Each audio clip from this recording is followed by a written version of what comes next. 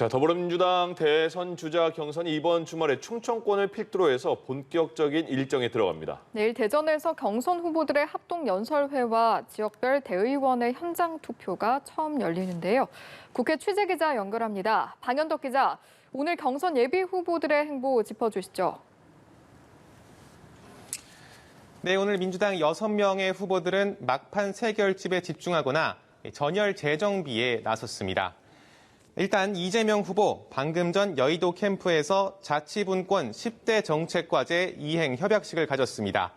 민주당 단체장 등으로 구성된 전국 자치분권 민주지도자회의와 맺은 건데요.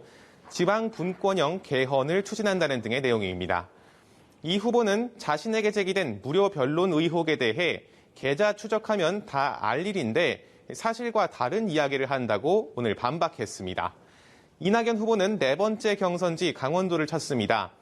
강릉 중앙시장에서 소상공인 자영업자와 만나 고충을 듣고 시장 상인들과 인사하며 밑바닥 민심을 다질 계획입니다. 코로나19 확진자 밀접 접촉으로 자가격리 중인 정세균 후보는 라디오에 나왔습니다. 이재명, 이낙연 후보의 네거티브 공방이 격해지고 있다며 제3의 후보, 즉 자신이 최종 후보가 돼야 원팀이 될 거란 말이 나온다고 주장했습니다. 추미애 후보는 유튜브 정봉주 TV에 출연하고 박용진 후보는 언론 인터뷰를 소화합니다. 김두관 후보는 두 번째 경선 지역인 충북과 세종을 방문해 국가산단 부지를 시찰하고 기자 간담회를 갖습니다.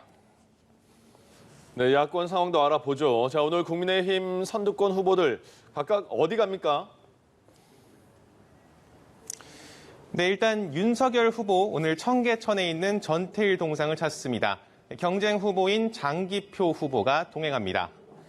이 자리에서 진보적 노동관을 주장하며 주 120시간 노동 발언 논란으로 빚어진 이 논란을 씻어내려 할 걸로 보입니다. 홍준표 후보는 오후 김해 봉하마을을 찾습니다. 고 노무현 전 대통령 묘소를 참배할 예정입니다.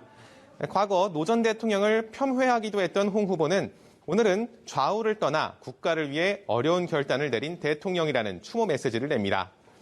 유승민 후보는 대한아동학대방지협회, 최재형 후보는 탈북 인권단체 대표들과 각각 간담회를 갖고 원희룡 후보는 언론 인터뷰를 오늘 소화합니다. 네, 국민의힘 윤석열 후보의 이른바 청부고발 의혹을 둘러싼 논란도 확산하고 있죠. 이제는 민주당뿐만 아니라 국민의힘 내 주자들의 공세도 시작이 됐다고요.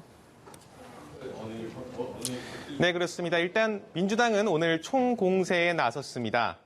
송영길 대표는 최고위원회의에서 윤석열 게이트라며 묵과할 수 없다고 했고 윤호중 원내대표는 윤 후보가 검찰의 하나회 신검부의 수장이라고 비난했습니다. 이재명 캠프도 회견을 열어 진상규명을 촉구했고 민주당 법사위원들은 윤 후보와 관련자가 모두 참석하는 긴급 현안 질의를 다음 주 월요일에라도 개최하겠다고 했습니다. 국민의힘 내부에서도 공세가 오늘은 본격화하고 있습니다. 유승민 캠프는 입장문을 통해서 윤 후보가 문건 작성을 지시했는지 분명히 밝히라고 촉구했고 최재형 후보 역시 긴급 기자회견을 열고 윤 후보의 해명을 요구했습니다. 하지만 오늘 윤 후보 캠프 관계자들은 라디오에 나와서 윤 후보는 이번 의혹과 무관하다며 반박했습니다. 한편 국민의힘 이준석 대표는 오늘 관훈클럽 토론회에 참석했는데요. 자신이 총선 당시 미래통합당의 최고위원이었지만은 그런 고발 문건은 접한 적이 없다면서 의혹에 대해 당무감사를 진행할 수 있다는 입장을 밝혔습니다. 지금까지 국회였습니다.